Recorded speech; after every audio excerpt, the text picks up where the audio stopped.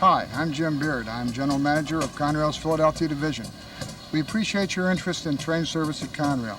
It's a challenging job that demands dedication and a maximum effort out of our employees. Train service isn't for everyone. You can be on call most of the time and will be required to work all hours of the day and night. The job is strenuous and requires your full attention on safety. There's a lot to learn. You'll study train operation and be tested on every aspect of the rules and the physical characteristics involved in our business. Sometimes you'll work in severe weather conditions for your whole shift, or even for days on end. The job does have its rewards. The pay and benefits are good. You're pretty much on your own without direct supervision, and with the training we'll provide you, you'll eventually become a Conrail engineer, one of the most coveted jobs in our company. For you, operating a diesel locomotive may be something you've dreamed about since you were a kid. Realizing that dream means hard work, but making it happen will bring you a sense of pride that many 9-to-5 people will never know. The show you're about to watch is as real as it gets. You'll see and hear from two recently hired train service people who've been on the job for less than 2 years. They will provide you with first-hand knowledge and advice about their work. Their advice will help you decide if this job's right for you. You'll also hear from a seasoned Conrail engineer who's seen it all. He'll talk about his experiences in operating trains for a living. He'll also tell you about the responsibility that comes with that experience. When you're finished watching the program, you should have a better idea of what it really takes to become a train service employee. More important, do you have the right stuff to make it in train service at Conrail? We're interested in people who are willing to make the commitment and give 100%. We hope you're that person. Thank you.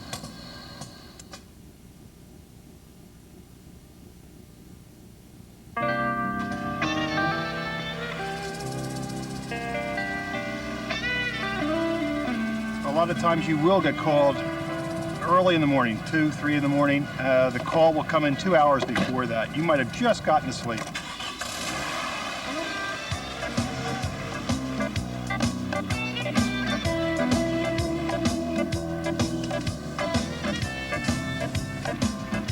And you got to be out here at 3 o'clock in the morning. It's dark. You're getting orders. You're trying to focus. You're on your 3rd cup of coffee. And everybody's dependent on you to be able to do a job. You're not in training anymore. You got to do a job. And that's the hardest part. You could be out here for 12 hours without any rest.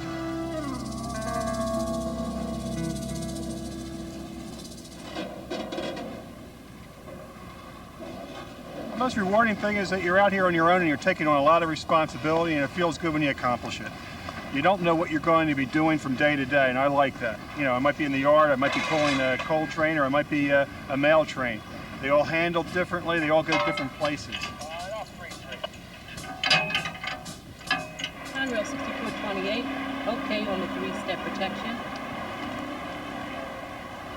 Being on call is the most stressful thing because you never know when you're going to get called. You have to be available for work 24 hours a day because train runs 24 hours a day, and there's just no getting around it.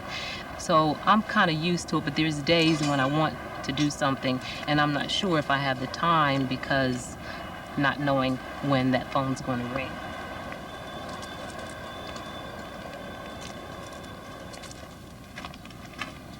Hey, Horace. Yeah. Yardmaster says there's a dangerous head out. Maybe you ought to go back and check. Okay, I'll go check on just where it is, Doc. Okay. You don't say, okay, I put in my 8 hours, it's time for me to go home. If you have the rest of the run to make, you work until you're done or relieved under the hours of service. You're only allowed to work 12 hours, but you a lot of times will work every day for the 12 hours. Trainmen will do a lot of climbing to get handbrakes and bending over and to couple hoses together, and they throw switches by hand in the yards. Your hands are going to get dirty, and it's an outside job. It's not an inside office job. You have to be outside and be able to do this in all kinds of weather, day or night. I'm an engineer and I like to run trains. It would be hard for me to think of something that I would rather do as an occupation and a career than working for the railroad, because I enjoy it so much.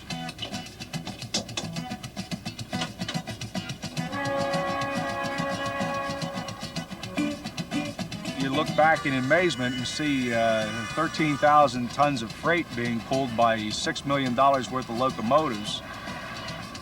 You can't even see the rear of the train in long curves. I mean, it's just, and you are in the seat, and it's in your hands to protect all of that. It's a lot of responsibility, but there's a fulfillment that it's difficult to explain. Just to be able to do that, which I never in my life thought I'd be in the position that I'm in, does something inside you that gives you some type of reward.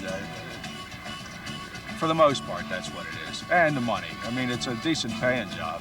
I mean, it's exciting to operate trains. I mean, they're big, gigantic, huge. There's the biggest thing out there is an engine. I mean, you're not going to find anything bigger. So when you're up there and you're up 15 feet up in the air, and the first time you do it, it's quite a thrill. Then after that, it becomes responsibility. First, you have the excitement and the adrenaline, but then the responsibility sets in. I was only with the railroad for about 4 months, and then I got sent to Pittsburgh for engineer training. I was out there for about 2.5 months, and it's good. It's a good classroom situation. I think it's hard because for me, I'm a little bit older, and there's a lot of information every day. It's 8 hours, and there's new information. It's not like big long review. It's new information every day.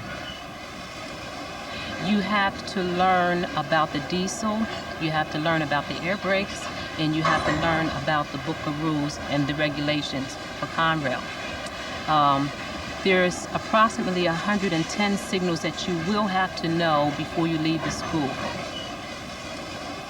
Well, after you finish the school program, you come out on the railroad and you work with engineers out here for about 4 months. It's about how long I've been doing it. And you hopefully you'll get with a pool with somebody who's going to take you under their wing and really show you the railroads. You will have to qualify on the physical characteristics of that railroad. You will have to learn the grades. You'll have to learn where the signals are. You'll also have to learn train handling, which is the most important part of the trainee program. The responsibility is overwhelming, that is true. When I went to school, just the studying just took so much out of me because I had to give it my all in all, because one thing that sort of shook me up was that if I fail, I don't have a job. If you don't pass the engineer school, you don't have a job. You're finished. Now, they will give you a second opportunity to pass anything that you failed on, but you have to give it your all in all. You have to give it 100%, and if you give it 100%, it will work for you.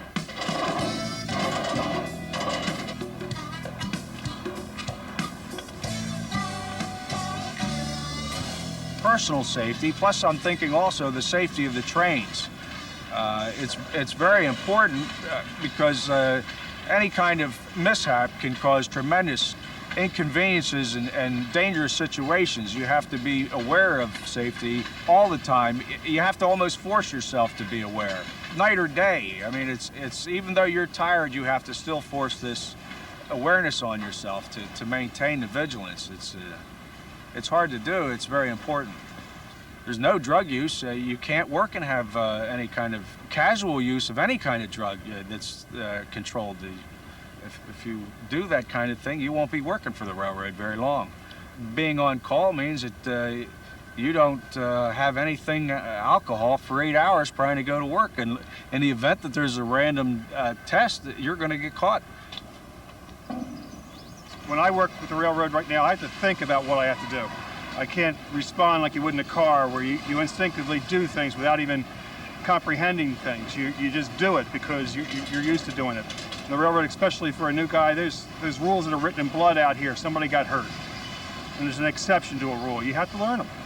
And I don't know that I know them 100%. All I know is I'm trying to pick them up, and I have to be 100% when I go out there and somebody asks me to do something. I always feel that if you work safely, everything else will fall in place. It's very important, and I stress, very important to communicate to the engineer, to let him know where you are, to let him know when you're filing equipment, to ask for 3-step protection. There's a lot of radio communications, which is probably the hardest part of the job for me. And even though I would come out of a communication background, they talk in a whole different language, and you don't know what they're saying a lot of times. They say it so quickly because they've been out here 20 years. They know exactly what the move is. They've done this thousands of times. You're doing it for the first time. I can't understand what they said. And they yell at you because why aren't you at switch 15? You're over here at 13. When are you going to learn the job? You know, and like you just have to keep listening and try to fine-tune what you're hearing. Oh, hey, hi, Horace. Hi, Don. How you doing today? Okay. First off, I suppose you need patience. There's a lot of standing and waiting. You have to have a desire to educate yourself. You have to be able to force yourself out of bed at 2 o'clock in the morning on a Saturday night. All right, well, I guess that's You have to be able to work with other people. You have to have some responsibility. It's all those kind of different things like that that you have to be able to do, or else you're going to run into problems. It's just going to create more problems for you as time goes on. If you're about ready to take this position, you know, you have to be an outdoors person. You know, if you're not an outdoors person, you really should reconsider taking the job. It's very important that you don't mind really severe weather. I know you dress a little bit more properly for it if it's hot, if it's too cold. You don't get a lot of those days.